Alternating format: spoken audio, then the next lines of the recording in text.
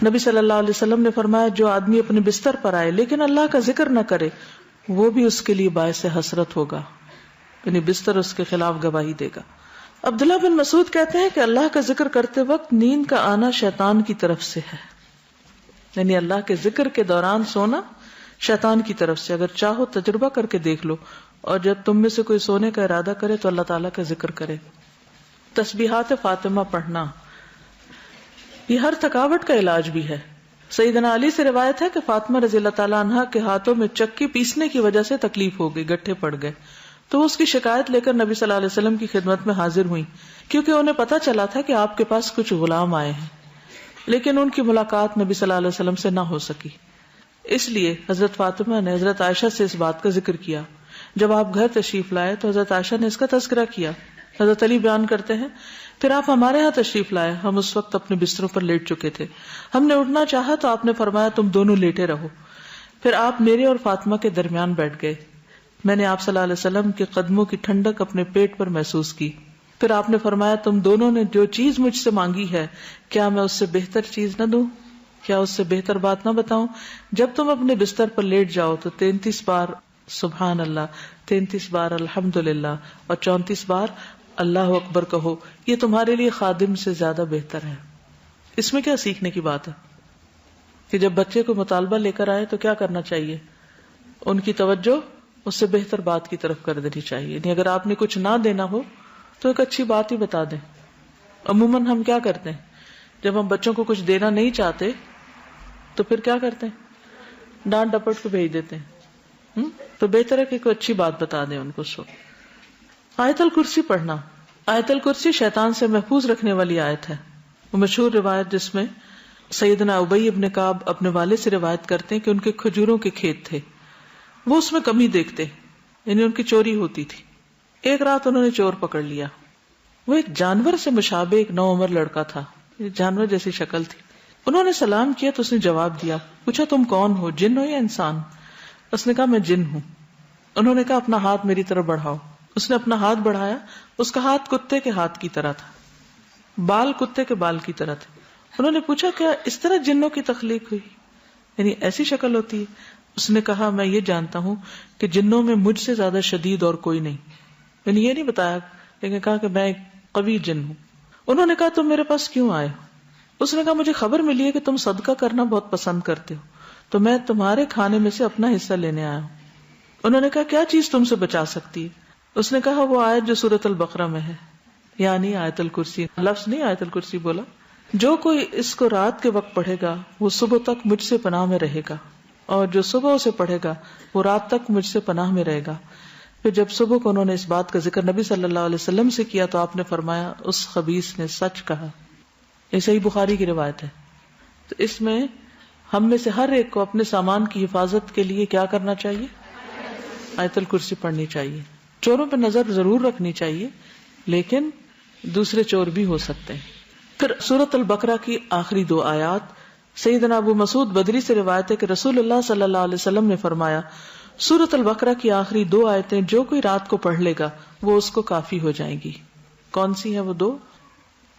آمن الرسول بما انزل۔ نعمان بن بشیر سے روایت ہے کہ نبی صلی اللہ علیہ وسلم نے فرمایا کہ اللہ تعالیٰ نے آسمان و زمین پیدا کرنے سے 2000 برس پہلے ایک کتاب لکھی، اس کتاب میں سے 2 آیات اتاری جن کے ساتھ سورۃ البقرہ کو ختم کیا گیا۔ جس گھر میں 3 رات یہ آیات پڑھی جائیں شیطان اس کے قریب نہیں آتا۔ سورۃ الکافرون رات کو سوتے وقت پڑھنی چاہیے۔ فروہ بن نوفل اپنے والد سے روایت کرتے ہیں کہ نبی صلی اللہ علیہ وسلم نے نوفل سے فرمایا قل یا ایھا الکافرون پڑھو، اور اسی پر بات چیت ختم کر کے سو جاؤ، یعنی اس کے بعد اور باتیں نہیں کرو، بے شک اس میں شرک سے برات کا اظہار ہے۔ یعنی اس حال میں پھر اگر انسان دنیا سے رخصت ہو جائے تو گویا وہ شرک سے بری ہو کر رخصت ہوا۔ سورۃ الاخلاص اور معوذتین بھی پڑھیں۔ ابو الدرداء سے روایت ہے کہ رسول اللہ صلی اللہ علیہ وسلم نے فرمایا کیا تم اس سے عاجز ہو کہ ہر رات 1/3 قرآن پڑھ لو؟ صحابہ نے عرض کیا 1/3 قرآن کس طرح پڑھیں؟ آپ نے فرمایا قل هو اللہ احد 1/3 قرآن کے برابر ہے، یعنی رات کو سوتے وقت انسان اسے بھی پڑھ لے۔ اور معوذتین جو ہے نبی صلی اللہ علیہ وسلم جب اپنے بستر پر آرام کے لیے آتے تو روزانہ رات کو اپنے دونوں ہاتھوں کو ملا کر ان پر سورۃ الاخلاص الفلق اور الناس پڑھ کر دم کرتے یعنی پھونک مارتے، پھر اپنے دونوں ہاتھ اپنے پورے جسم پر پھیر لیتے تھے. ٹھیک ہے، یعنی ہاتھوں پر دم کرتے اور ہاتھ پھر پھیرتے تھے، اور سر سے شروع کرتے. پہلے اپنے سر پر اور چہرے پر پھیرتے، اس کے بعد اپنے جسم پر جہاں تک آپ کا ہاتھ پہنچتا پھیر لیتے، اور یہ فعل آپ 3 مرتبہ کرتے تھے. ایک اور حدیث سے معلوم ہوتا ہے کہ نبی صلی اللہ علیہ وسلم اگر بیمار ہوتے تو حضرت عائشہ موعظتین پڑھ کر آپ کے ہاتھوں پر پھونک کر آپ کے جسم پر پھیر دیتی. اس سے یہ پتہ چلتا ہے کہ بیماری میں بھی یہ عمل جاری رہتا تھا. اب جیسے چھوٹے بچے ہوتے ہیں وہ خود نہیں پڑھ سکتے تو آپ خود اپنے اوپر بھی پھیر لیں اور ان کے اوپر بھی ہاتھ پھیر دیں. اب یہ کہ ہاتھوں پر دم کر کے وہ پھونک جب ماری جاتی تو لازماً اس میں کچھ اثرات آتے ہوں گے، اسی لیے پھر وہ جسم پر پھیرنے کے لیے کہا گیا. سورۃ الملک، رات کو سونے سے قبل سورۃ الملک پڑھیں. ابو ہریرہ رضی اللہ عنہ سے روایت ہے کہ رسول اللہ صلی اللہ علیہ وسلم نے فرمایا قرآن میں ایک سورت 30 آیتوں کی ہے، اس نے ایک شخص کی شفاعت کی یہاں تک کہ وہ بخش دیا گیا، اور وہ ہے تبارک الذی بیدہ الملک. ایک اور روایت کے مطابق یہ عذاب قبر سے رکاوٹ ہے. ابو ہریرہ کہتے ہیں بے شک اللہ کی کتاب میں ایک سورت ہے جو 30 آیات پر مشتمل ہے، وہ ایک شخص کی شفاعت کروائے گی، پھر اسے آگ سے نکلوا لے گی اور جنت میں داخل کروا دے گی، یعنی سورت الملک. سورت السجدہ بھی پڑھی جائے اگر آپ پڑھ سکیں تو. جابر سے روایت ہے نبی صلی اللہ علیہ وسلم نہ سوتے جب تک کہ سورت الف لام میم تنزیل یعنی سورت السجدہ نہ پڑھ لیتے. ایک اور روایت میں بھی آتا ہے کہ آپ اس وقت تک نہیں سوتے تھے جب تک سورت السجدہ اور تبارک نہ پڑھ لیتے. حضرت عائشہ سے روایت ہے نبی صلی اللہ علیہ وسلم سوتے نہیں تھے جب تک کہ زمر اور بنی اسرائیل نہیں پڑھ لیتے تھے. ہم تو ساری زندگی بھر نہ کبھی ایک دفعہ یہ سب کچھ پڑھا ہو. ہم کیوں نہیں پڑھ سکتے؟ ہمیں کیا مشکل ہے؟ کیونکہ ہم بہت مصروف ہیں. ہماری اکثریت کی مصروفیت کیا ہے؟ ہمیں تو سونے کا ٹائم نہیں ملتا تو سوتے سوتے دیر کر دیتے ہیں، پھر اس وقت ہم صورتیں پڑھنے بیٹھ جائیں تو آدھی رات یوں گزر جائے گی. پھر کچھ اور مسنون دعائیں بھی ہیں جو رات کو بستر پر آ کر پڑھنی چاہیے. ایک تو وہی اللہم قنی عذابک یوم تبعث عبادک، پھر اللہم بسمک اموت و احیا، اور پھر الحمدللہ الذی اطعمنا وسقانا وکفانا وآوانا فکم ممن لا کافی لہ ولا مؤوی. حضرت انس کہتے ہیں کہ حضور صلی اللہ علیہ وسلم بستر پر جا کر یہ دعا پڑھا کرتے تھے. ایک اور روایت میں زہیر النماری کہتے ہیں کہ آپ یہ پڑھتے تھے اللہم اغفر لی ذنبی واخسأ شیطانی وفک رہانی وثقل میزانی وجعلنی فی الندی الاعلی. اے اللہ میرے گناہ بخش دے، میرے شیطان کو دفع کر دے، میرے نفس کو آزاد کر دے یعنی آگ سے، میرے میزان کو بھاری کر دے، مجھے اعلیٰ مجلس والوں میں شامل کر دے. عبداللہ بن عمر نے ایک شخص کو سوتے وقت یہ پڑھنے کو کہا اللہم خلقت نفسی وانت توفاها لک مماتها ومحیاها ان احییتها فاحفظها وان امتها فاغفر لها اللہم انی اسألک العافیہ. پھر ایک اور روایت ابو ہریرہ کہتے ہیں کہ نبی صلی اللہ علیہ وسلم نے فرمایا جو شخص اپنے بستر پہ جانے لگے تو اسے چاہیے کہ وہ اپنے کپڑے کے کنارے سے اسے 3 بار جھاڑ لے، پھر یہ دعا پڑھے بسمک ربی وضعت جنبی وبک ارفعہ ان امسکت نفسی فاغفر لها وان ارسلتها فاحفظها بما تحفظ به عبادك الصالحین. اے میرے رب تیرا نام لے کر میں اپنا پہلو رکھتا ہوں، تیرے نام ہی کے ساتھ اس کو اٹھاتا ہوں، اگر تو میری جان کو روک لے تو اسے بخش دینا، اور اگر واپس بھیج دے تو اس کی حفاظت فرمانا جس طرح تو اپنے نیک بندوں کی حفاظت فرماتا ہے. انس بن مالک کہتے کہ رسول اللہ صلی اللہ علیہ وسلم نے فرمایا جس نے اپنے بستر پر لیٹتے ہوئے یہ دعا پڑھی تو اس نے ساری مخلوق کی بیان کردہ اللہ کی تعریفیں کہہ ڈالیں. اتنی خوبصورت دعا کہ گویا جتنی مخلوق ہے اللہ کی، وہ جو اللہ کی تعریف کرتی ہے اس نے اس طرح کی تعریف کر ڈالی. کیا ہوگی وہ؟ الحمدللہ الذی کفانی وآوانی، الحمدللہ الذی اطعمنی وسقانی، الحمدللہ الذی من علی فافضل، اللہم انی اسألک بعزتک ان تنجینی من النار. تمام تعریف اللہ کے لیے ہے جس نے میری کفایت کی اور مجھے رہنے کو جگہ عطا کی. تمام تعریف اللہ کے لیے جس نے مجھے کھلایا اور پلایا. تمام تعریف اللہ کے لیے جس نے مجھ پر احسان کیا اور مہربانی کی. اے اللہ میں تجھ سے تیری عزت کے واسطے سے سوال کرتا ہوں کہ تو مجھے آگ سے نجات دے. ابن عمر سے روایت ہے رسول اللہ صلی اللہ علیہ وسلم جب بستر پر تشریف لاتے تو فرماتے الحمدللہ الذی کفانی وآوانی واطعمنی وسقانی والذی من علی فافضل والذی اعطانی فاجزل الحمدللہ علی کل حال اللہم رب کل شیء وملیکہ وإلہ کل شیء اعوذ بک من النار.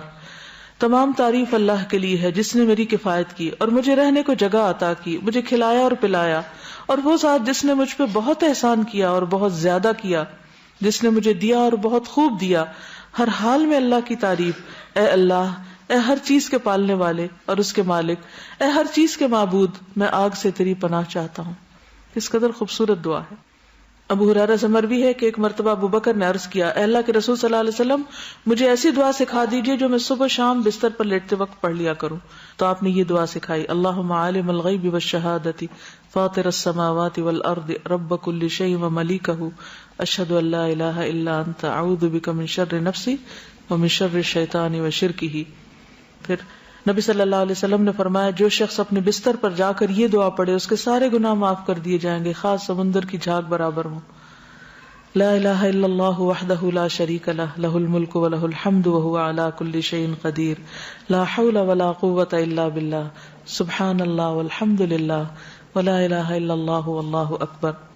برا بن عازب کہتے ہیں نبی صلی اللہ علیہ وسلم نے ایک صحابی کو وصیت کی اور فرمایا، جب تم بستر پہ جانے لگو تو یہ پڑھا کرو، اللہم اسلمت نفسی الیک وفوضت امری الیک ووجہت وجہی الیک والجأت ظہری الیک رغبتا ورہبتا الیک لا ملجا ولا منجا منک الا الیک آمنت بکتابک الذی انزلت ونبیک الذی ارسلت.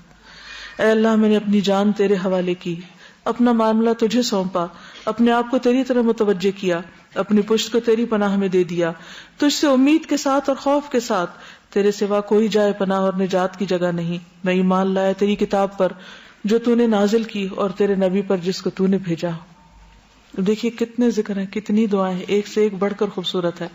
سیدنا سہیل سے روایت ہے، جب ہم میں سے کوئی سونے لگتا تو ابو صالح کہتے دائیں کروٹ پہ سو جاؤ اور یہ دعا پڑھو، اللہم رب السماوات ورب الارض ورب العرش العظیم ربنا ورب کل شیء فالق الحب والنوى ومنزل التوراة والانجیل والفرقان اعوذ بک من شر کل شیء انت آخذ بناصیته اللہم انت الاول فلیس قبلک شیء وانت الآخر فلیس بعدک شیء وانت الظاہر فلیس فوقک شیء وانت الباطن فلیس دونک شیء اقض عنا الدین واغننا من الفقر. نیند آنے تک ذکر کرتے رہیں. ربیہ بن کعب اسلمی کہتے ہیں، میں دن کے وقت نبی صلی اللہ علیہ وسلم کی خدمت کرتا، جب رات ہو جاتی تو میں آپ کے دروازے پر جا کر رات گزارتا، میں آپ کو ذکر کرتے ہوئے سنتا رہتا، آپ سبحان اللہ سبحان اللہ سبحان ربی پڑھتے رہتے، یہاں تک کہ میں اکتا جاتا اور مجھ پہ نیند کا غلبہ آ جاتا اور میں سو جاتا. رات کو پہلو بدلتے وقت لا الہ الا اللہ الواحد القہار رب السماوات والارض وما بینہما العزیز الغفار. رات آنکھ کھل جائے لا الہ الا اللہ وحدہ لا شریک لہ لہ الملک ولہ الحمد وہو علی کل شیء قدیر الحمد للہ وسبحان اللہ ولا الہ الا اللہ واللہ اکبر ولا حول ولا قوۃ الا باللہ. پھر کہے اللہم اغفر لی، یا کوئی دعا کرے تو اس کی دعا قبول ہوگی.